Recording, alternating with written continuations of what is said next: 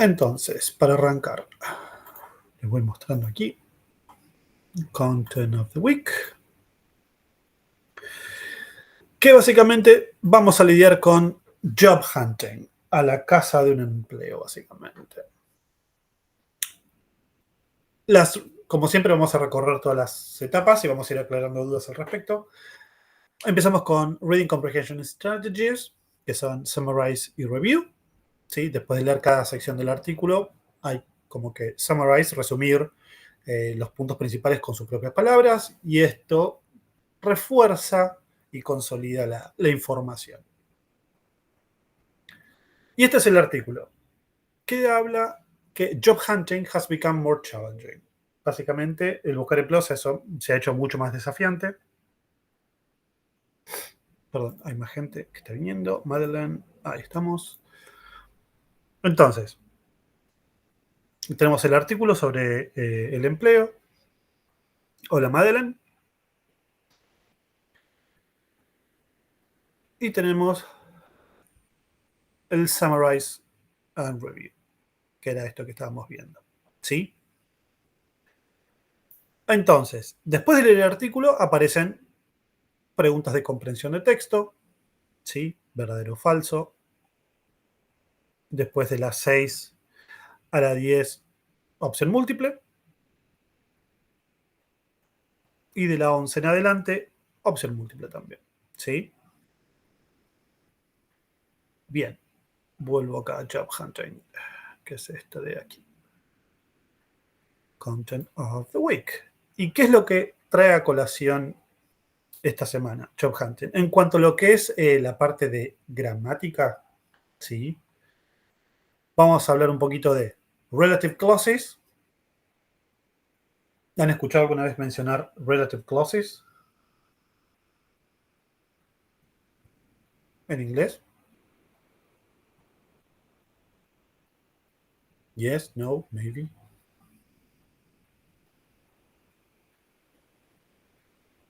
Ok. Bien. Y después vamos a hablar un poquito de un tiempo verbal que se llama pasado perfecto. Vamos a ir por partes. Lo que vamos a ver es, como bien dice acá, un tiempo verbal que ha aparecido en el texto que hemos explorado, que es el pasado perfecto simple, y relative clauses. Arrancamos por relative clauses.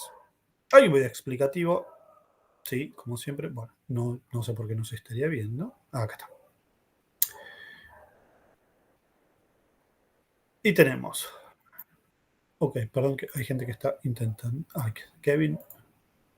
Sí, la explicación de lo que es un relative clause básicamente es una dependent clause que agrega información adicional sobre un sustantivo en una oración. Básicamente lo que hace es narrow down the scope of reference, sería como la explicación, pero a modo de ejemplo les podría decir lo siguiente. A ver, voy a abrir aquí una pizarra para hacerlo más claro la explicación. Vamos acá.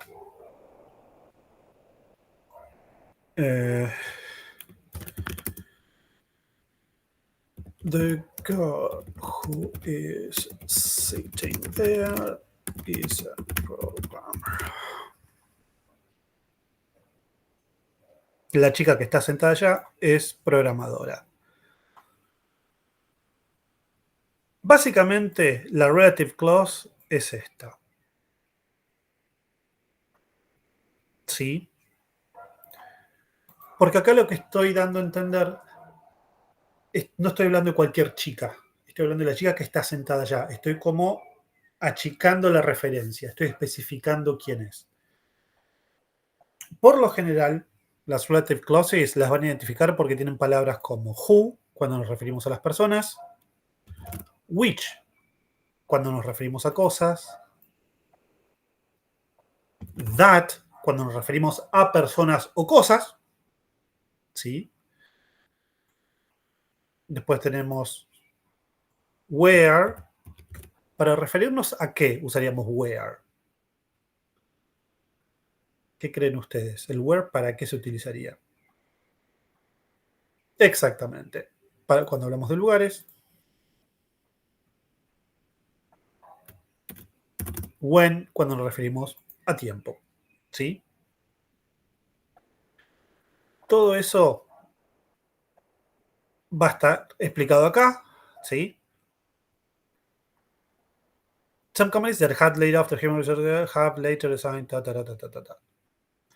Esto es información que nos ayuda a identificar qué compañías estamos hablando. Algunas compañías que despidieron a su personal de recursos humanos. No es cualquier compañía, sino esas que despidieron al personal. Who had at least one interview. Personas quienes han tenido por lo menos una entrevista de trabajo. Michael Cook, quien ha trabajado en la industria del juego y demás.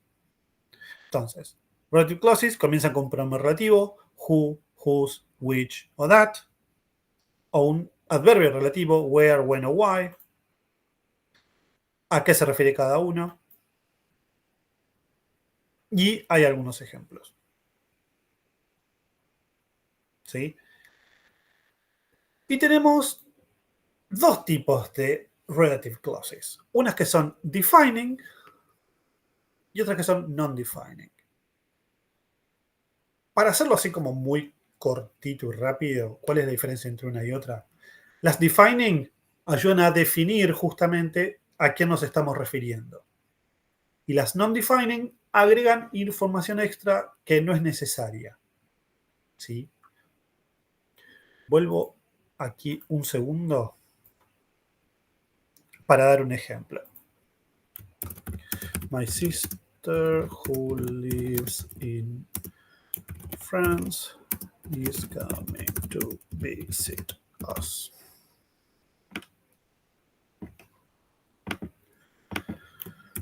My sister who lives in France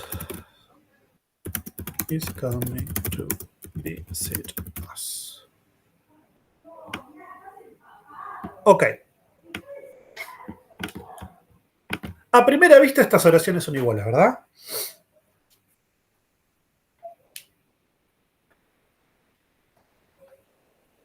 ¿Qué pasa si les dijera que una de estas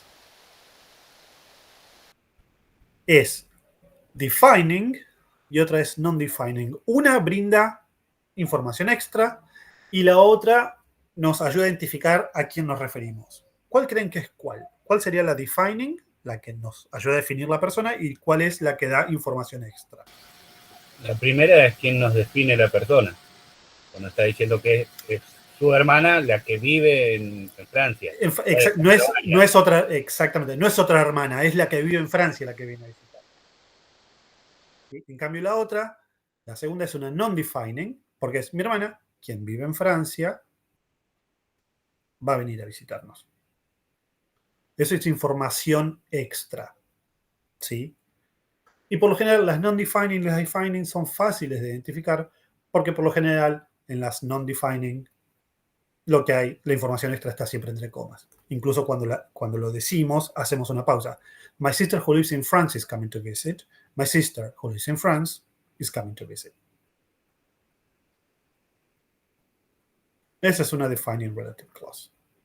¿Ok? Después vamos a jugar un jueguito con defining y non-defining relative clauses. Entonces, vuelvo aquí. Lo que sigue después, hay un video con explicación sobre defining y non-defining relative clauses. Hay información sobre pasado perfecto. También, acá hablamos de un tiempo verbal, que es el pretérito pluscuamperfecto del español. ¿Saben cuál es? El pluscuamperfecto, ¿se acuerdan? ¿Cuál era el pluscuamperfecto? Yo había hecho. Yo había hecho tal cosa. Eso es el pasado perfecto en inglés. Past perfect. ¿Sí? En español es pretérito pluscuamperfecto. Tenemos la explicación de la estructura, ¿sí? Que es had. En vez de have o has, que es el presente perfecto, had y el pasado participio. ¿Para qué se utiliza? Ahora lo voy a explicar también en la pizarra. pero básicamente es un tiempo real que se utiliza para referirnos a un hecho del pasado que sucedió antes de otro hecho del pasado. Por ejemplo, acá parte del problema es que especialmente se había vuelto más competitivo debido a bla, bla, bla. Algunas compañías habían despedido a su personal de recursos humanos. Detalles con la explicación de los ejemplos de recién. Pasado participio. Y hay palabras que nos dan la idea de cuándo utilizar pasado perfecto. Por ejemplo, before, after, by the time, already. Y después vocabulario que aparece en el texto, ¿sí? Candidate, interview, internship, permanent job, etcétera, etcétera, etcétera. Entonces, vamos acá a hablar un poquito de pasado perfecto. Imaginen, voy a tratar de hacer esto lo más súper claro. Vamos a usar esto. Imaginen que esto es una línea de tiempo. Y sobre todo imaginen que está recta, por favor, les pido. Supongan que esto es el presente, ¿sí? Y yo menciono que yesterday at 9 p.m. I cooked dinner. ¿Sí? Ayer a las 9, más o menos por acá, hice la cena. Si yo después de eso empiezo a mencionar todo lo que hice anteriormente a esto, es decir, de acá para atrás, todo eso que mencione va a ser pasado perfecto. Por ejemplo, ayer a las 9 hice la cena, pero antes de eso, I had to clean the house. I had corrected tests. I had taken a shower.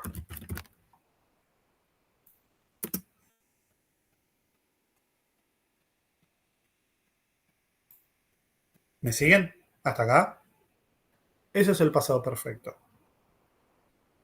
Todo lo que sucede dentro de un momento específico del pasado, una vez que damos una referencia temporal y empezamos a mencionar lo que sucedió antes, va a ir en pasado perfecto. Es el pasado del pasado, por decirlo de alguna manera.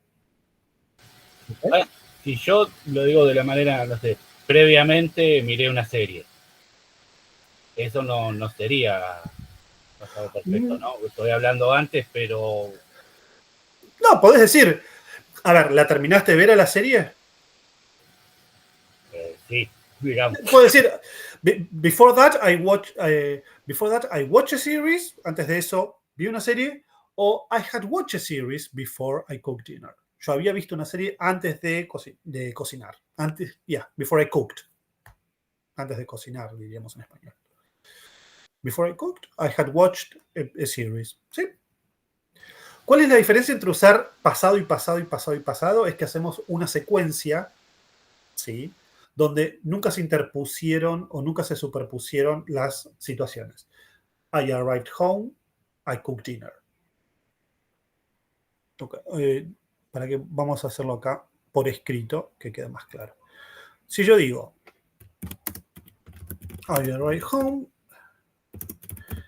my wife was cooking. Si digo, I arrived home, si lo escribo bien mejor, I arrived home, my wife cooked.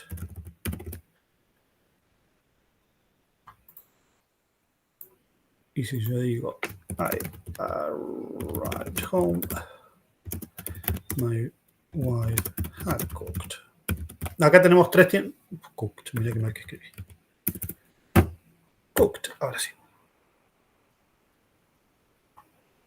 Acá tenemos tres tiempos tres pasados combinados con pasado simple. ¿Sí? I arrived home, my wife was cooking. Pasado simple, pasado continuo. ¿Sí? ¿Qué sucedió acá? Yo llegué a casa y las dos acciones se superpusieron. En el momento que yo llegué a casa, mi esposa estaba cocinando. ¿Sí? Hay overlapping. Después, si yo digo, I arrived home, my wife cooked, yo llegué a casa, mi esposa cocinó. O sea, yo terminé de llegar y ella empezó a cocinar. No hubo superposición de situaciones. Pero en la tercera, I arrived home, my wife had cooked, pasó esto. Ella primero cocinó y después yo llegué a casa. ¿Se entiende? ¿Cuál es la diferencia entre usar pasado simple y pasado simple con pasado simple y pasado perfecto?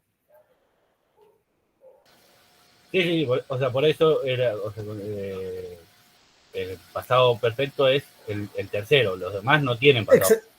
Exactamente. Si yo digo previamente miré una serie, no estoy usando. No usas pasado perfecto ahí. A eso podés usarlo si querés. No está mal usarlo, ¿sí? Pero es otra idea, nada más. ¿Ok? Sí, por eso, o sea, era para aclarar eso, o sea, no es Perfect. hablar del pasado solamente, sino de la forma en que lo hago. Exacto. Sí. Sí, a mí me gusta decirle que es el pasado del pasado, como para que se entienda que es algo que sucedió detrás de un momento específico del pasado. Bien, sigo.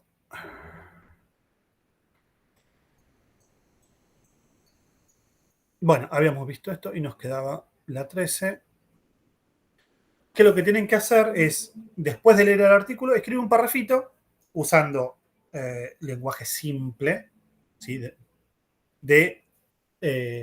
Acerca del texto, resumiendo lo que sucedió. ¿Sí? Hay que incluir información acerca de los challenges que las personas, de los desafíos que las personas buscando trabajo pueden encontrar y cómo la pandemia afectó al mercado laboral. Porque obviamente la pandemia afectó el trabajo laboral, la búsqueda de trabajo. Bien. Después dice, hay algunas actividades sobre cómo crear una application letter, una carta de solicitud correctamente. Así que ahora se los voy a mostrar acá. Que esto es para entregar. Sí, denme un segundito que tengo que dejar de compartir acá. Stop sharing. Así puedo abrirlo. Aquí. Aquí está. Y ahora comparto ventana. Window, letter of application. Ok. Bien. ¿Cómo crear una buena application letter? Primero y principal, cuando necesitamos postularnos para un empleo y hay como ya un formulario para hacerlo, no hace falta enviar una carta, obviamente. Si uno envía un CV, es normal incluir una carta de presentación. Bueno, básicamente consejos. Name the job you're applying for and where you find out about it. ¿Sí? ¿Dónde encontraron el anuncio? Para el trabajo que se están postulando y dónde lo encontraron. Información acerca de ustedes, obviamente. Esto no es necesario si lo incluyen en el currículum. Detail contacts. Y acá tienen un par de ejemplos. ¿Sí? Dear sirs, I wish to apply. PPP, tu. Dear Jamie, I'm writing reference to a job position, etcétera, etcétera. ¿Sí? Son todos consejos. Y la idea es que al final escriban ustedes una carta de presentación solicitando un empleo, guiándose por estas. ¿Ok? ¿Bien? ¿Se entiende? Sí. Ok, good. Bien, entonces dejo de compartir pantalla y les comparto otra vez un poco más abajo. Denme un segundito, Windows, aquí está. Bien, ya que tienen ejemplos, ¿sí? We are hiring, esto parece ser online, esto parece ser un diario, etcétera, etcétera, etcétera. Y tiene acá ejemplos de cómo de los empleos para los que pueden postularse utilizando justamente application letter. Elijan uno de estos empleos, ¿sí? PHP Web Developer, Junior Web Developer, Data Analyst Manager, Web Developer otra vez, IT Web Developer, es un montón de Web Developers. Y acá buscan Frontend Web Developer, Junior Graphic Designer, UI Developer, Software Tester, etcétera, etcétera. Eligen uno y escriben la carta. ¿Ok?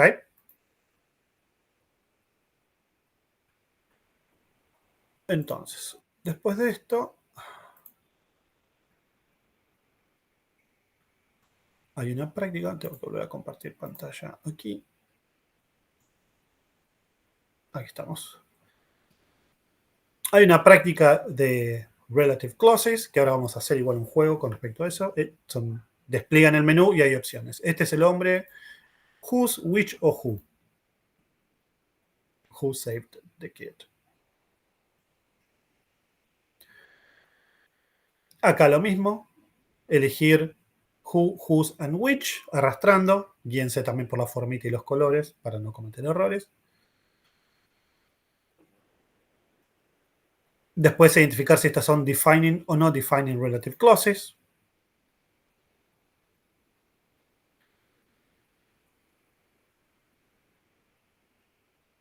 Y en el último, elegir el tiempo verbal correcto. Es una práctica extra. ¿Sí?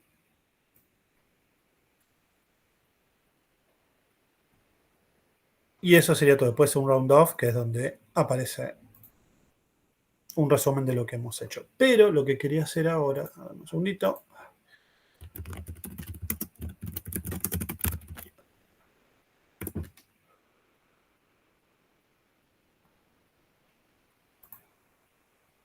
Es jugar con relative clauses here. Y con esto vamos a practicar un poquito relative clauses para... Aquí estamos. ¿Pueden ver mi pantalla? Sí. Sí, sí. Genial. Entonces, that's the restaurant. Who we ate, where we ate, o which we ate. ¿Cuál creen que es la opción correcta acá? Teniendo en cuenta que estamos hablando de un lugar. Yes. Como bien dijo Vero, ahí. Dije Vero, mezclé tu nombre con tu apellido, Lorena, perdón. Where?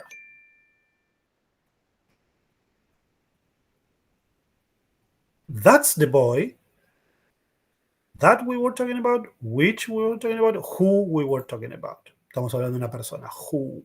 Yes. Don't fire, Lorena. That también es posible. ¿Ok? Who y that. El that se usa tanto para personas como para cosas. Ok. I don't like films. Ok. Ahí Madeleine dice, which? Not very good.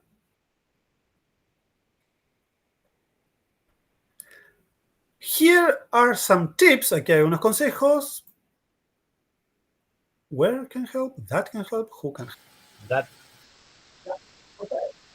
Good. This is the place. Este es el lugar. Where I was born, which I was born, who I was born. Where?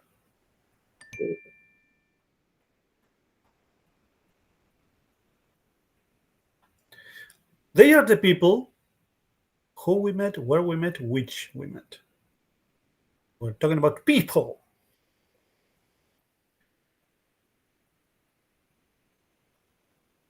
A. Who? Very good. Tres más. This is the book. A, B, or C? What do you think? Which? Very good. It's my sister Jane is the actress. Where is the actress? Who is the actress? Which is the actress?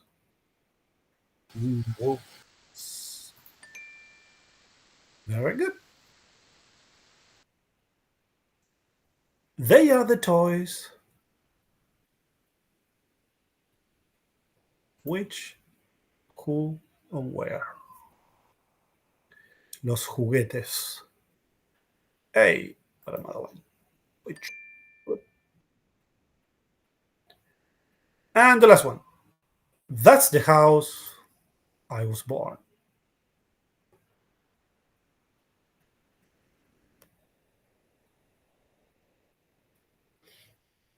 Para Guillermo, which. Para Madeleine es, hey, ok. Estamos hablando de un lugar. Por eso es where I was born. Juego completado. Ok. Very, very, very good. Let me stop sharing my screen here. Y si quieren, les voy a dejar este link.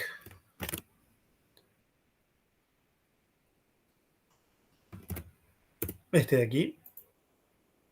Bueno, les muestro la pantalla un segundito.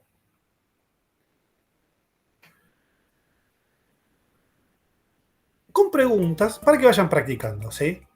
Relative Clause la usamos para describir, identificar exactamente a quiénes nos referimos, dar información extra o hablar acerca de situaciones hipotéticas o imaginarias.